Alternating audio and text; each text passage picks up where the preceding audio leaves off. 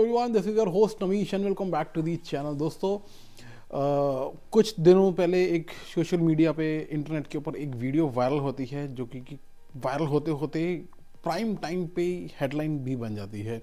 काफ़ी सारे news channels की प्राइम टाइम की हेडलाइन बनी वो वीडियो। और वो वीडियो वायरल होते होते इतनी ज़्यादा वायरल होगी कि फाइनली जब मैंने वो वीडियो देखी तो आई फेल्ट कि जो ब्रॉडकास्टिंग के जो न्यूज़ चैनल हैं वो लोग कुछ गलत इन्फॉर्मेशन दे रहे हैं। रीज़न बीइंग दैट कि वो इस इंडस्ट्री को बिलोंग नहीं करते और मैं इस इंडस्ट्री को बिलोंग करता था। I have given almost 12.5 years of my life in the aviation industry.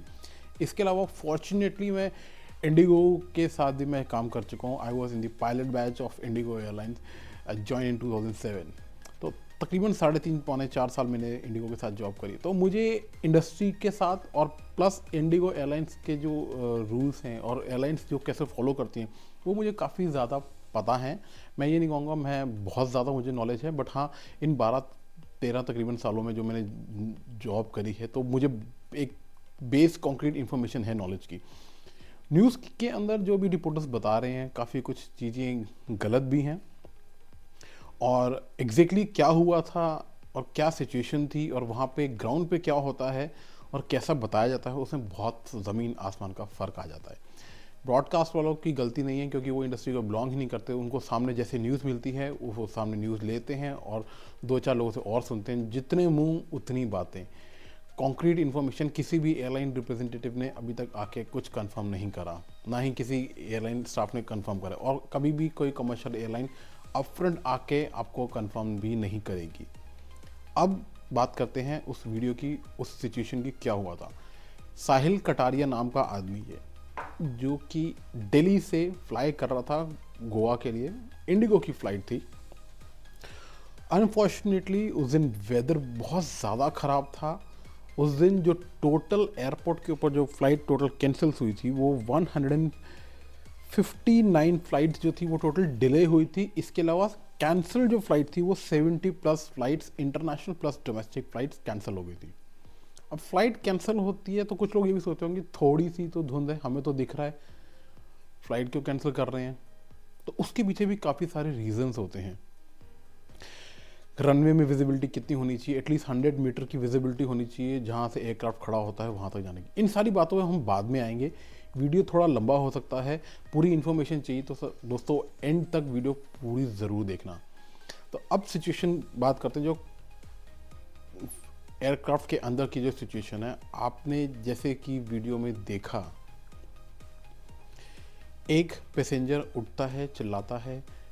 Passenger जैसे ही ज़्यादा एग्रेसिव दिखाया है वीडियो के अंदर जो वो हो गया था और वो पंच करने की कोशिश करता है कैप्टन को, सॉरी को पायलट को। तो ही ट्राई टू असॉल्ट को पायलट और बहुत हार्श और रफ लैंग्वेज यूज़ करते वो बोलता है कि चलाना है तो चला, नहीं तो दरवाज़ा खोलो और नीचे उतार दे।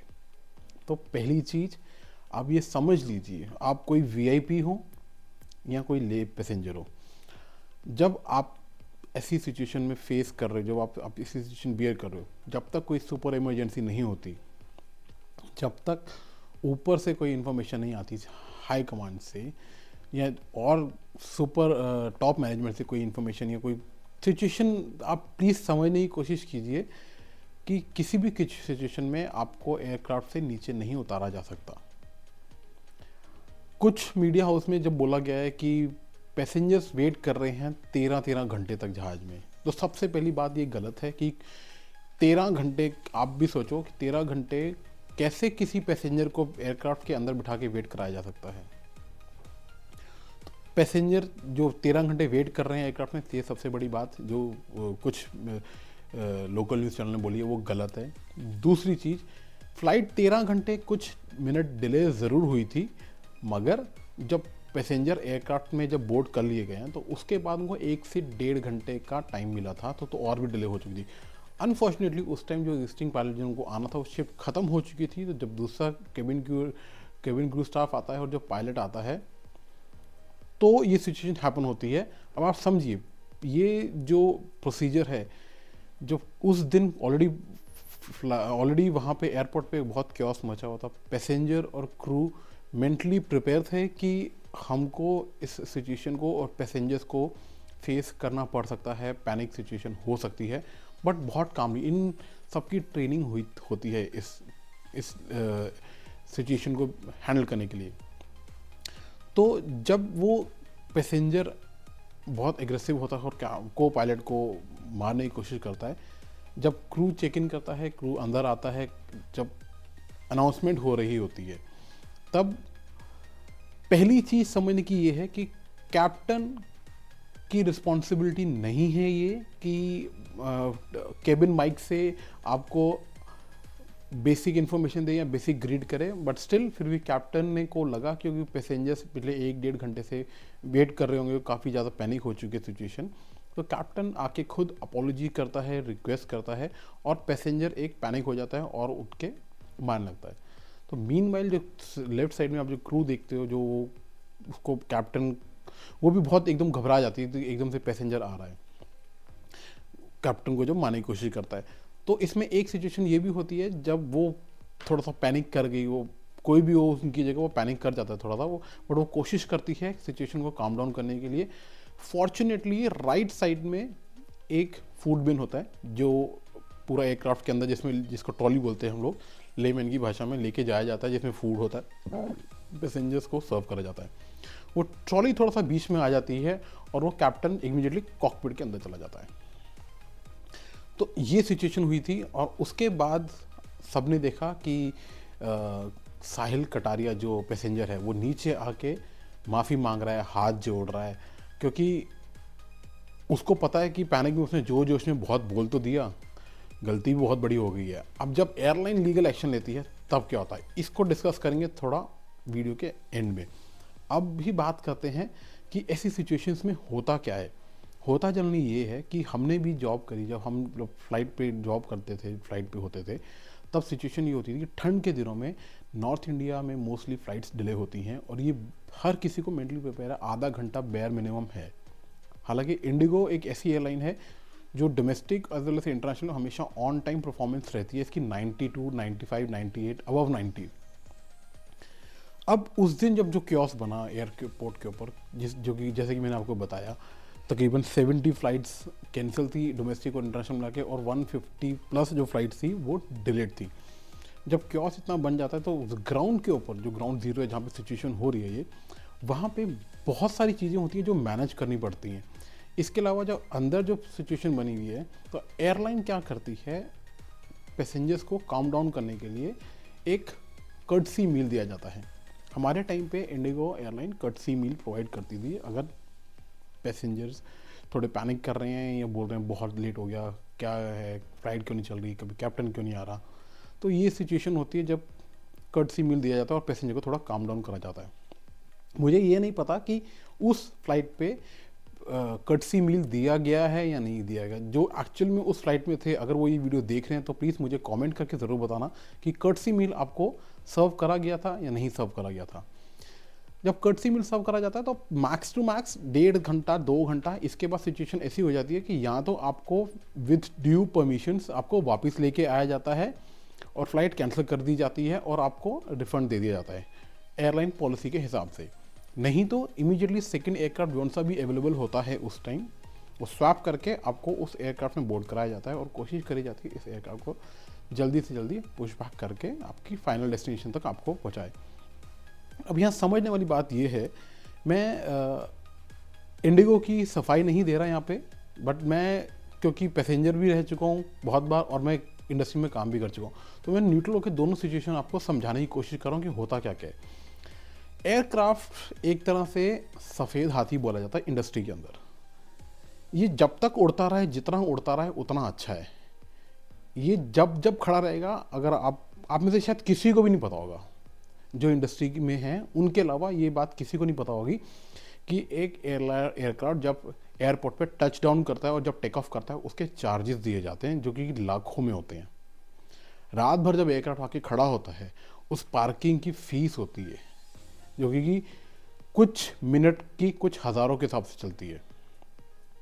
अगर पूरी रात खड़ा हुआ है तो एयरक्राफ्ट की फ़ीस, पार्किंग की फ़ीस, जो हम लोकल मार्केट में जाके स्कूटर खड़ा करते हैं जिसमें 10 रुपये 20 रुपये दिन में हमको दिक्कत आती है, उस एयरक्राफ्ट की फ़ीस कम से कम नहीं तो लाख सवा लाख रुपये होती है एक रात की खड़ा करने की। तो एयरपोर्ट वो चार्जेस कलेक्ट करता है। बट आप लोग सोच रहे होंगे कि हमें उससे क्या मतलब है, हमने तो पैसे दिए हैं।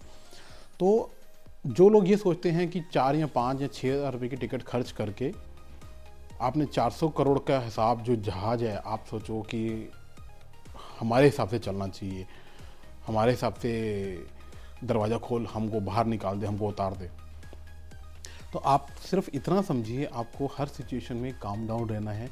सिचुएशन, और ये मोस्टली तभी होती है जब विंटर्स आती हैं, स्पेशली नॉर्दर्न रीजन्स के अंदर इंडिया में।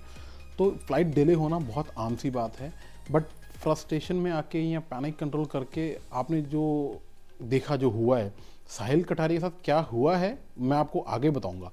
लेकिन जब ऐसी सिचुएशन आ जाती है, try to control your emotions. थोड़ा पैनिक, देखो कुछ चीज़ें ऐसी होती हैं जिसमें हमारा कंट्रोल नहीं होता। जब कंट्रोल है पूरा तब तो ठीक है, आप कुछ एक्शन कर सकते हो। जब कंट्रोल नहीं है, आपके क्या नाम है, पायलट नहीं चलाने वाला है। पायलट को अप्रूवल मिलता है डीजीसी, सॉरी एटीसी से, एयर ट्रैफिक कंट्रोल।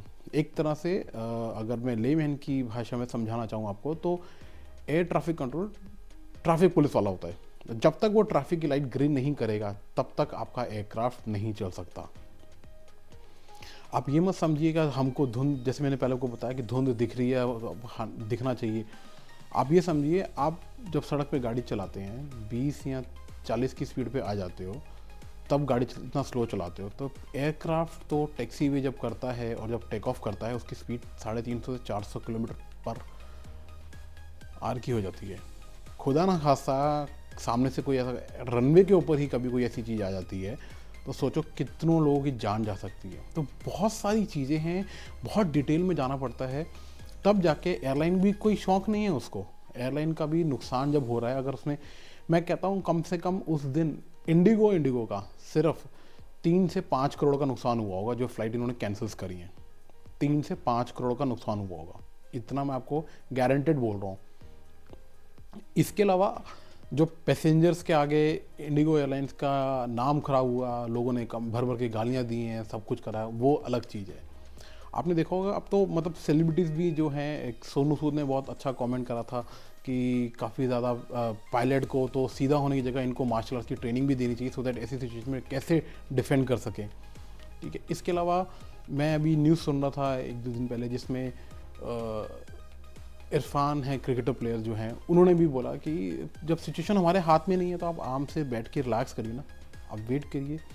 देखिए, आपने जब टिकट ली है, टिकट लेने पे आपने जब 4, 5, 10, 20, 25 हज़ार की जिस एक्स अमाउंट की टिकट ली है, तो एयरलाइन का रिस्पॉन्सिबिलिटी है पूरी, विद ड्यू रिस्पेक्ट, कि आपको आपकी फाइनल डेस्टिनेशन तक आपको आराम से पहुंचाए।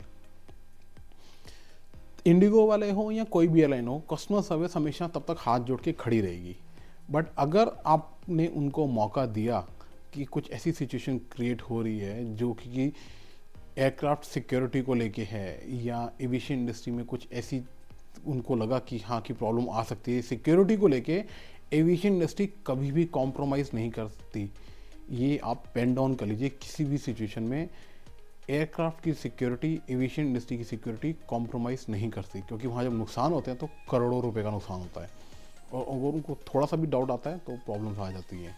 अब सिचुएशन यही होगी कि आपने जो पैनिक सिचुएशन में आपने, अगर आप अपनी बात पे इतने ही सही थे तो बाहर आके माफ़ी नहीं मांगनी चाहिए थी आपको, अगर आपको ऐसा लग रहा है। अब आपने रियलाइज़ करा कि गलती हो गई है, अब माफ़ी मांग लीजिए, बहुत अच्छी बात है। आपने बहुत जल्दी फील कर लिया, उसको एक्सेप्ट कर लिया कि हाँ गलती हो चुकी है। तो आप ये समझिए कि उस पर कॉम्प्रोमाइज़ बिल्कुल भी नहीं होना चाहिए। एयरक्राफ्ट की सिक्योरिटी पे बिल्कुल कॉम्प्रोमाइज़ नहीं करती, ना एयरलाइन करेगी, ना आपका एविएशन इंडस्ट्री करेगी। अब आपका ये जो वीडियो वायरल हुई है, ये आप ये देखिए, ये वीडियो डीजीसी तक जा चुकी है। तो अभी मैं बात करूँगा कि एयरलाइन की रिस्पॉन्सिबिलिटी क्या क्या होती है। पहली चीज़ ये कि एयरलाइंस को जब डिले होता है, एक अपॉलॉजी मेल भेजनी चाहिए, एटलीस्ट कम से कम 3 से 4 घंटे पहले, अगर उनको पता है कि ऐसी सिचुएशन आ रही है, फ़्लाइट कैंसिल कर दे। कुछ एयरलाइंस कभी कभार किसी सिचुएशन फ्लाइट परमानेंट कैंसिल भी हो जाती हैं। लेकिन जब ये काफ़ी देर तक बैठे रहे थे, जैसे कि मैंने आपको पहले ही बताया, मुझे नहीं पता भी कर्टसी मील सर्व हुआ नहीं हुआ, तो वो एक कर्टसी मील सर्व का तो वो पैसेंजर थोड़े से कम डाउन हो जाते हैं। तीसरी चीज़, जब आपको लगता है या जब आप देखते हैं कि एयरलाइन की रिस्पॉन्सिबिलिटी बनती है इंटरनेशनल ट्रांसफर्स के अंदर, खासतौर जब आपका फ्लाइट मिस हो जाती है, एयरलाइन की वजह से ही मिस हुई है, आपकी वजह से आपकी कोई गलती नहीं है, तब एयरलाइन आपको फ्री एकोमोडेट करेगी एट एनी कॉस्ट। किसी भी होटल में आपको फ्री एकोमोडेशन दिया जाएगा। फिर नेक्स्ट अवेलेबल फ्लाइट जो भी होगी, चाहे वो लेओवर में आपको उतना कितना चार्ज लेती है वो अलग चीज़ है। हालांकि as per the law airline आपसे चार्ज नहीं ले सकती, उनको ही बेयर करना पड़ेगा, वो सारा मैनेज एयरलाइन खुद करती है। ये 99% इंटरनेशनल सेक्टर्स पे होता है, डोमेस्टिक में नहीं होता है, क्योंकि डोमेस्टिक में तो आपको हिंदुस्तान के अंदर ही जाना है, टाइम का कोई फाइट नहीं है। आगे कनेक्टिंग फ्लाइट मिस हो रही बात अलग है, तो ये मोस्टली इंटरनेशनल फ्लाइट्स में होता है। तो मेरे को लगता है एयरलाइन को एक प्री नोटिस एडवाइस देना चाहिए, क्योंकि वेदर फोरकास्ट इनके पास आता रहता है। जब पता है बहुत बहुत ज़्यादा केओस बन रहा है तो कैंसिल कर देनी चाहिए फ्लाइट। अब बात करते हैं जो साहिल कटारिया जो थे, जिन्होंने ये सीन उनको को पायलट को असॉल्ट करा, उसके ऊपर एयरलाइन ने पहली बात कंप्लेन कर दी है। वहाँ की आईजीआई एयरपोर्ट पुलिस स्टेशन के अंदर इनके पास लीगल एक्शन हो सकता है। दूसरी चीज़, डीजीसीए लीगल एक्शन ले सकता है, और ब्यूरो ऑफ सिविल एविएशन जो है वो भी एक्शन ले सकता है। तीनों हायर जो लॉ एनफोर्समेंट बॉडीज़ हैं उनके पास ये कंप्लेंट जा सकती है। और हो क्या सकता है, पहली चीज़ जिसमें आपका परमानेंटली आपको बैन कर दिया जाएगा, इंडिगो एयरलाइन में आप लाइफ लॉन्ग में कभी भी फ्लाई नहीं कर सकते। दूसरी इंपॉर्टेंट चीज़ ये है कि हो सकता है कि डीजीसीए या मकाओ जो मिनिस्ट्री ऑफ सिविल एविएशन है वो ये समझे कि this person is losing the temper, और it could be very very dangerous to the industry या एयरक्राफ्ट की सिक्योरिटी को लेके, तो आपको परमानेंट आपको बैन कर सकती है मिनिस्ट्री ऑफ सिविल एविएशन, कि आप कभी भी लाइफ लॉन्ग में कभी भी फ्लाई नहीं कर सकते। अगर ये वीडियो इंडिगो एयरलाइन वाले कोई देख रहे हैं, ये एयरलाइन वाला कोई बंदा जा रहा है, मैं सिर्फ इतना ही बोलूँगा कि प्लीज़ इनको एक वार्निंग दे के छोड़ दिया जाए। ठीक है, पैनिक हो जाता है आदमी, सिचुएशन भी है, बट इन्होंने माफ़ी मांग ली। इन्होंने द बेस्ट पार्ट इज़ कि इन्होंने अपोलॉजी कर ली उस चीज़ के लिए। अब आगे लॉ इन्फोर्समेंट्स क्या एक्शन लेती हैं, क्या कॉल आती है, वो सब हो सकता है कैप्टन की रिक्वेस्ट पे इनको कुछ रियायत दे दी जाए, या कैप्टन बोले चलो ठीक है, सिचुएशन पैनिक थी, पहले भी 10 घंटे से ये लोग टर्मिनल में वेट कर रहे थे, उसके बाद 1.5-2 घंटे फ्लाइट के अंदर वेट करा, तो इस सिचुएशन को लेके हो सकता है माफ़ी मिल जाए।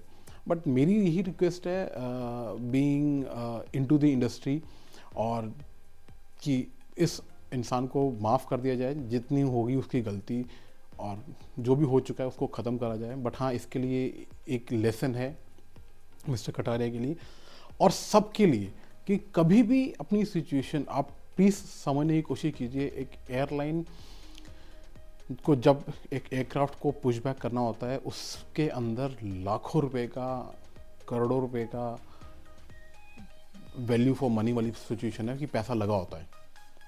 तो जैसे आपने कहा कि हमको खोल के नीचे बिठाते, तो ऐसा नहीं होता। आप इमीडिएटली कैप्टन ने सोचा और करा कि हाँ जी पैसेंजर बोल रहे हैं, तो 2 घंटे हो गए कहीं लेके नहीं जा रहे, जहाज़ वहीं का वहीं खड़ा, हम लोग बैठे बैठे थक गए, तो दरवाज़ा खोलो, नीचे बिठा दिया। एप्रन एरिया बोलते हैं जिसको हम लोग, और आगे का रैंप बोलते हैं। तो एप्रन में वो एयरक्राफ्ट को खोल के नीचे बिठाने के लिए भी सर बड़ी सारी परमिशंस लगती हैं। आप प्लीज़ समझिए, वहाँ पे सिक्योरिटी बुलाई जाएगी बाकायदा, पूरे एयरक्राफ्ट को घेराबंदी करा जाएगा कि कोई पैसेंजर कहीं दाएँ से बाएँ भाग ना जाए। अगर वो 100, 150, 200 लोग जो नीचे आ रहे हैं उनकी लाइफ को थ्रेट है, तो वो भारी सारी चीज़ें होती हैं कि रिस्क ना हो जाए इस चीज़ को लेके।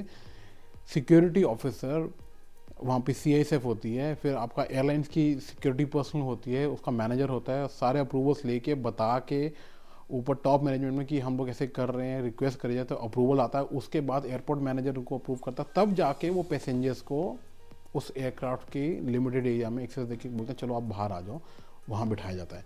बट वो सिचुएशन भी बहुत तब होती है कि जब खास से सब कुछ निकल चुका है, फ्लाइट जानी तो श्योर है। हर बार ऐसा नहीं होता कि धुंध हो गई और सब कुछ गड़बड़ हो गया। हमने ऐसी सिचुएशन भी देखी है जब गर्मियों के शाम को 7 बजे के आसपास टेक्निकल रीज़न हो गया था, एयरक्राफ्ट चलने से ठीक 1 मिनट पहले कोई टेक्निकल ग्लिच आ गया था, कैप्टन ने फ़्लाइट उड़ाने के लिए मना कर दिया था और वो फ़्लाइट 3-4 घंटे खड़ी रही थी। उस सिचुएशन में सबको, वो पैसेंजर को नीचे उतारा गया, सब कुछ करा गया। तो ये सारी सिचुएशन होती हैं, इतना पैनिक ना कीजिए सर कि जब सिचुएशन हमारे हाथ में ही नहीं है तो बेस्ट है ना, आप हमको रिलैक्स होकर बैठना चाहिए। Let the authorities, let the person do the right their job, जो कर रहे हैं। और आप जिस कैप्टन को बोल रहे हैं, तो captain is no more to authorize कि एयरक्राफ्ट का गेट खोल दिया और आपको नीचे बैठने देंगे एयरप्लेन पे।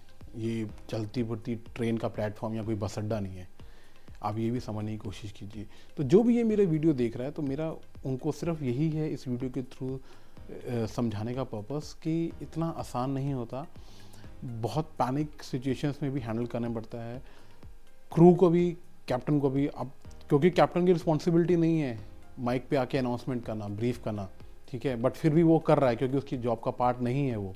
ही is been paid lakhs of money to fly the aircraft, but नहीं, उसको लगता है कि उसकी एयरलाइन, अगर पैसेंजर तंग हो रहे हैं, फिर भी उसने रिक्वेस्ट करी, अपॉलॉजी करी, तो सिचुएशन कुछ और ख़राब हो गई। बट मेरे हिसाब से जब सिचुएशन हमारे हाथ में नहीं है तो हमें ऐसी सिचुएशन में शांत रहना चाहिए, वो ज़्यादा बेटर है। एक किस्सा आपके साथ छोटा सा शेयर करना चाहूँगा। हमारी जब ट्रेनिंग हो रही थी तो हमारे को डीजीसी के सीनियर इंस्पेक्टर थे, उन्होंने बताया था, आज से तकरीबन 15 से 20 साल पुरानी बात है, तकरीबन 20 साल पुरानी बात है, एक बंदे ने हुक्स कॉल करके सहारा एयरलाइन में बता दिया था कि फ़्लाइट में बॉम्ब है। क्यों? वो बंदा उस फ्लाइट में बोर्ड करना चाहता था और वो लेट हो रहा था। धौला कुआं से उसने फ़ोन करा था सहारा एयरलाइन के ऑफिस में और बोला था कि फ़्लाइट में बॉम्ब है।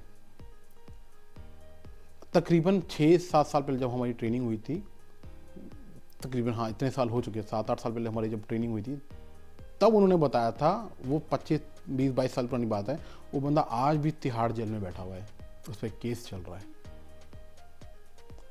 उस बंदे ने सिर्फ इस इंटेंशन से कि फ़्लाइट लेट करा दी, तो threat to the aircraft, jeopardize the security of the aircraft, वो मोस्ट इंपॉर्टेंट चीज़ है। वो बंदे के ऊपर आज भी केस चल रहा है। तो मेरी सबसे यही रिक्वेस्ट है, जो भी ये वीडियो देख रहा है, प्लीज़ पैनिक नहीं होइए। एयरलाइंस वाला स्टाफ भी अपनी जॉब कर रहा है, वो भी टाइम से घर जाना चाहता है।